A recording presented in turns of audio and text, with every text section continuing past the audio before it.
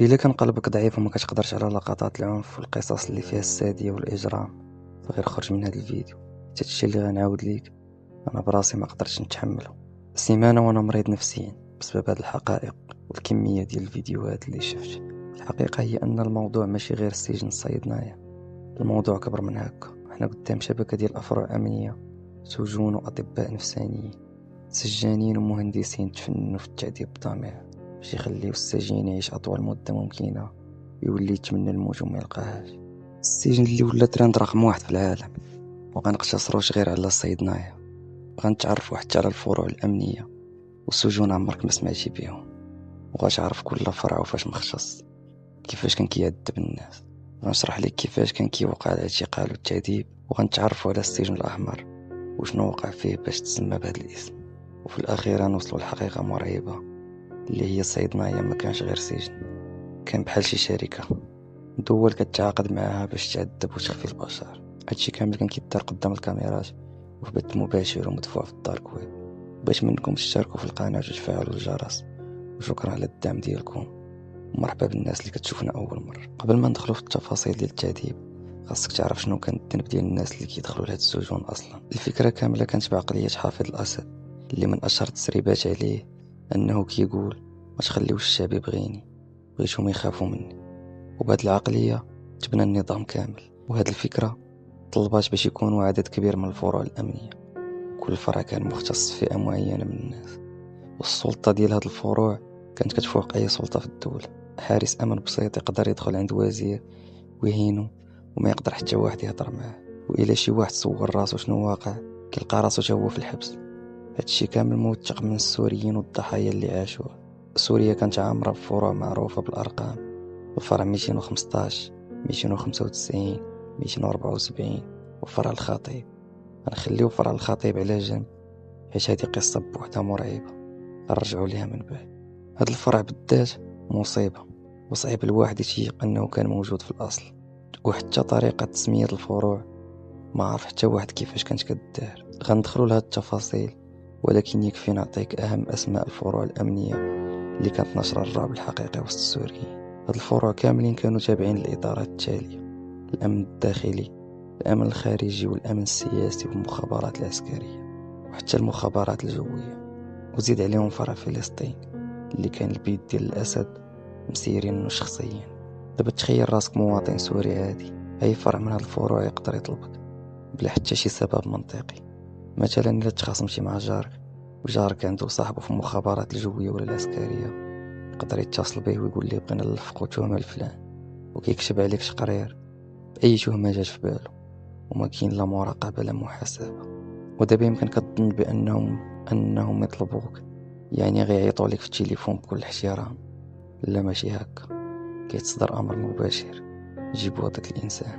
ومن هنا كيبدا كلشي حسب التهمة اللي كتب عليك، واللي غالبا انت اصلا ما درتيهاش. اذا كانت التهمة بسيطة كيخليوك حتى كطيح بصدفة في شي دورية او حاجز تفتيش، وطريقة التعامل معك كتكون بحال الا شدو شي مجرم دولي، باش عندهم تعليمات واضحة: المواطن خاصهم يحس بالامان قدام الحاجز، وإلا كان الحي اللي ساكن فيه معروف المظاهرات ولا ضد النظام، فكيجيبوا أوسخ العناصر وأعنفهم. وكاينين مئات الوثائق اللي خرجت وكتأكد هاد التعليمات. حتى إلا كنتي أشرف إنسان في الدنيا، فالحاجز غادي يعاملك بحال شي مجرم. أول حاجة كيطلبوها منك هي البطاقة الوطنية، وديك اللحظة بالذات كتكون هي أصعب اللحظات. كتبدا تصور راسك: شنو درت ولا شنو قلت، واش ممكن نكون مطلوب وأنا ما عارفش؟ حيت أي واحد يقدر يكون كتب عليك تقرير بلا ما تعرف. كيشوفوا في السيستم واش مطلوب ولا لا. إلا ما كنتيش مطلوب كيعطيوك البطاقة وكيردوك، ولكن بطريقة كأنهم متعصبين حيت ما قدروش يشدوك. أما إذا كنتي مطلوب، فأول عنصر شاف الاسم ديالك كيعطي كلمة السر لصاحبه باش يحصرك بلا ما تحس، ومن بعد كيقولوا لك عطيني التليفون باش انت ما تقدر تعيط حتى لشي واحد، وكيكونوا واجدين الا حاولتي تهرب. ولا سولتي علاش شنو واقع، كيقولوا لك ملي توصل للفرع غتعرف. ولا كثرتي الهضره يقدروا يبداو يضربوا فيك لساعات.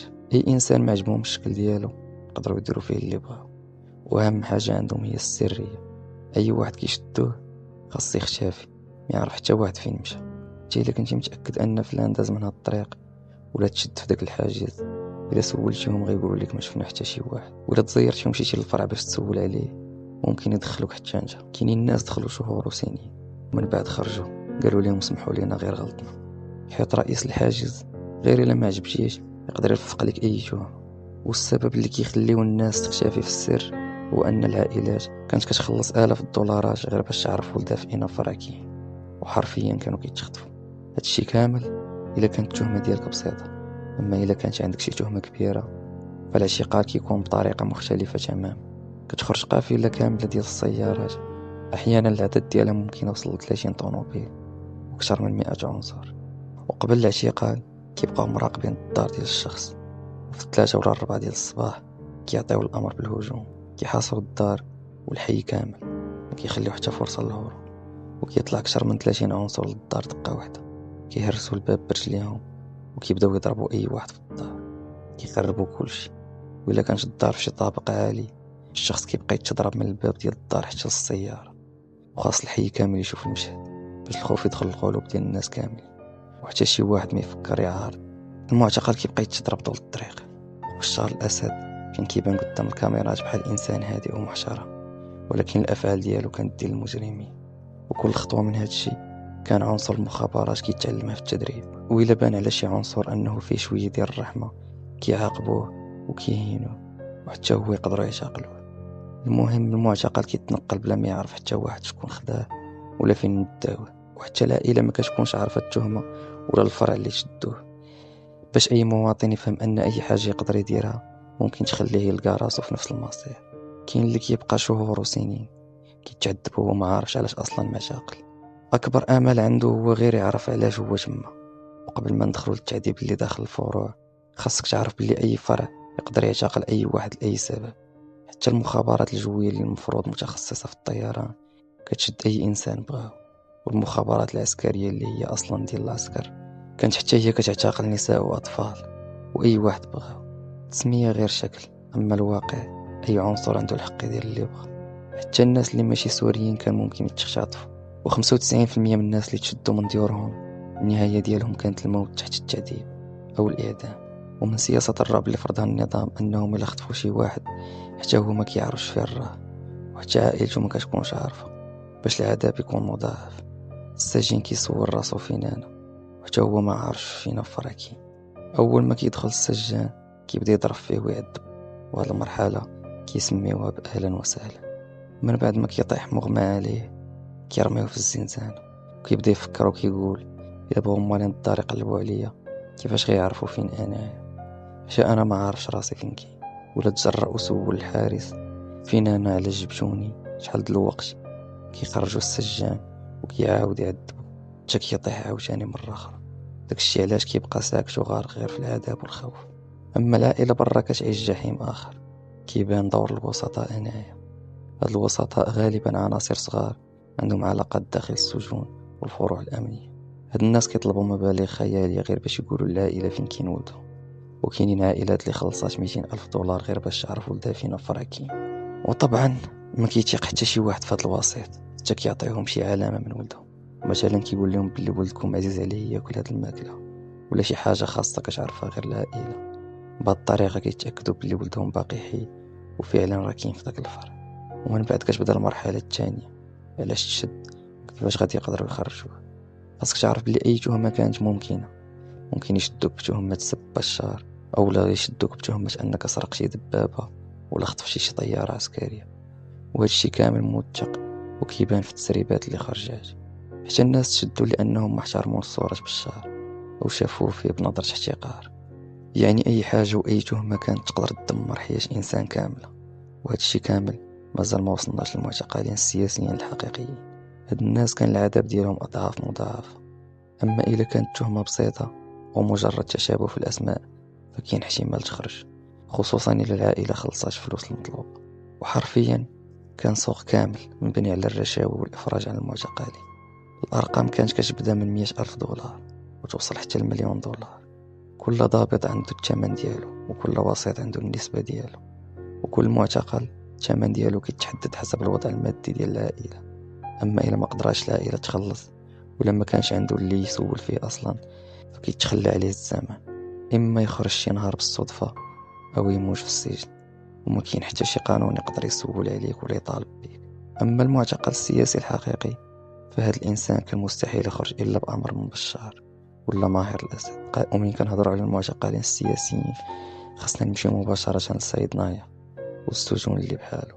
وخاصك تعرف أن الصورة اللي شفنا من صيدنايا كانت بحال فندق 5 نجوم مقارنة مع اللي غنعاود لكم دابا. مثلا فرع فلسطين اللي كان المدير ديالو آسف شوكت اللي هو نسيب بشار الأسد، هذا الفرع كان ممنوع تخرج منه حي، وحتى إلا خرجتي مستحيل تخرج في كامل قواك العقلية والجسدية. التعذيب اللي كان فيه مصمم من طرف أطباء نفسانيين وسفاحين. حتى الأمن القومي والجوية والسياسية والعسكرية كاملين كانوا كيتنافسوا في اختراع أساليب تعذيب جديدة. أما سجن تدمر فكان أخطر سجن في سوريا، وفيه وقعت مجازر كثيرة، أشهرها مجزرة 26 يونيو 1980.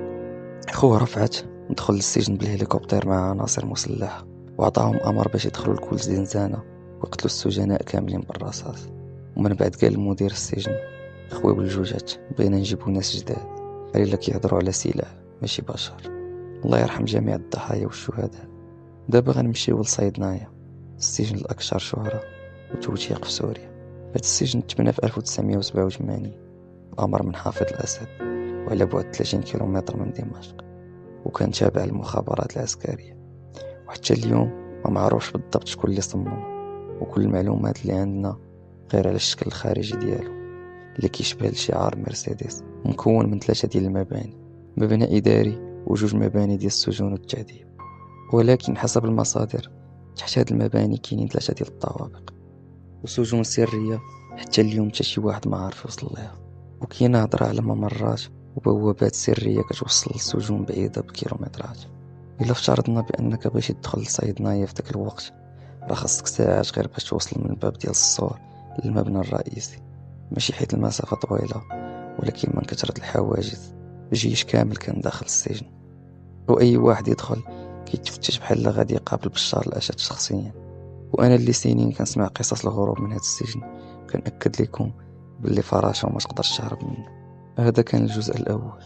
الجزء الثاني غيتلاح قريب إن شاء الله. تسنوا منكم الدعم، تابونوا في لاشين. تهلاو.